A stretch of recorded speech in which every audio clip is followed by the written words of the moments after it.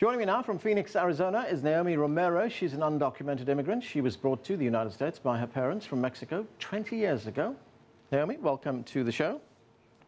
Hi, thank you for having me. As I mentioned, you are an undocumented immigrant. This announcement by the president, this decision, will affect you directly. So how do you feel about it? I mean, I'm happy that he finally decided to make this decision. I'm happy for all the people that qualify, and I mean, my parents are actually, and they're part of that. They now qualify for that. They will no longer live in fear of being deported at some point.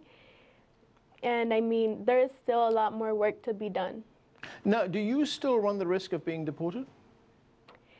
Yes, I do. Because I don't qualify for the relief that Obama gave last night. So, yeah, at any point I could still be deported. I mean, I still have no type of relief. Okay, now your parents, under President Obama's executive action, they will be able now to apply for a 3-year work permit, which will make their status legal. What does that mean to them? I mean, they're happy that, you know, they can now get that.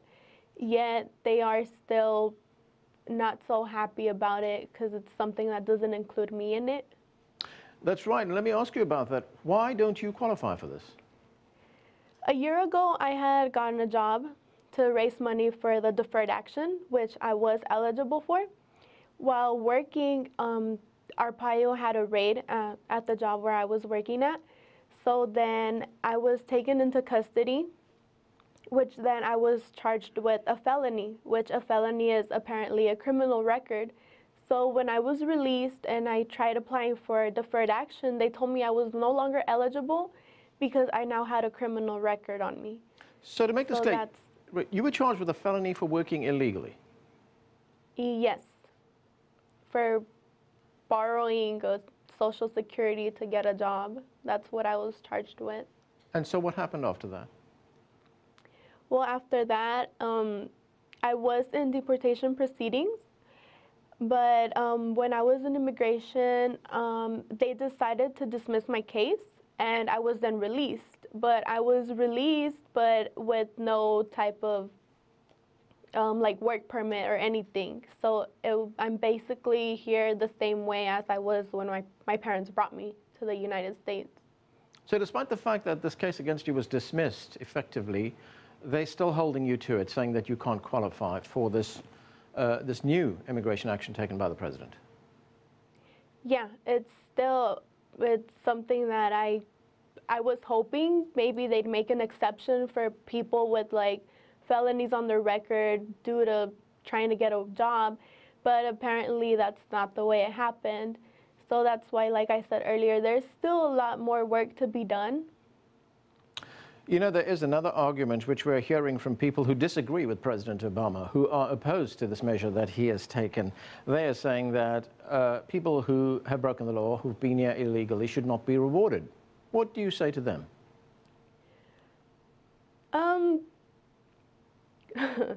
What do I say to them? Well, I think that's their personal opinion. I mean, we are just people here trying to work, trying to better ourselves. It's not like we're here trying to cause bad to anybody. And I mean, that's just their personal opinion. I mean, everybody has their own personal opinions, but I think Obama made a good decision with what he did. What has it been like for you? You know, they say people like you have to live in the shadows most of the time. I mean, what's it been like living as an undocumented immigrant for so many years here in the United States? It's hard. I can say from my personal experience, it's been very hard having to live in shadows because, I mean, it's like you're not free to do what you want to do. Like for me, with my personal experience again, I haven't been able to get a job. I haven't been able to get back in school. Like it's all things that I want to keep doing, but there's always like boundaries that stop me from doing it.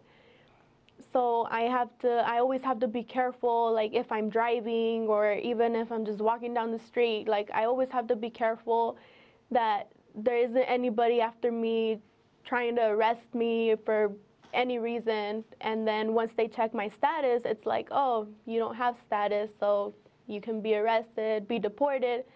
So it's hard. It's hard living like this. Right, and you live in Arizona, and that was one of those states where police could stop you for absolutely no reason, right? Yes, yes, I do live in Arizona where Arpaio is after you, like, ooh, crazy. Now, you were a teenager when you were first told that you were undocumented. Your parents told you that. What did it mean to you at that time? Yeah, it was shocking for me because when I was 16, all my friends in school were getting like driving permits and stuff. So I was like, I told my parents, oh, you know, I want to get my driving permit too. Like, I want to be able to drive.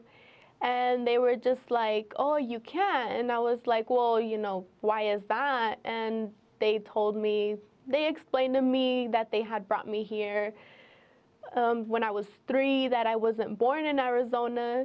So it was kind of like a confusion because me growing up here, I was kind of like, in my thoughts, I was from Arizona.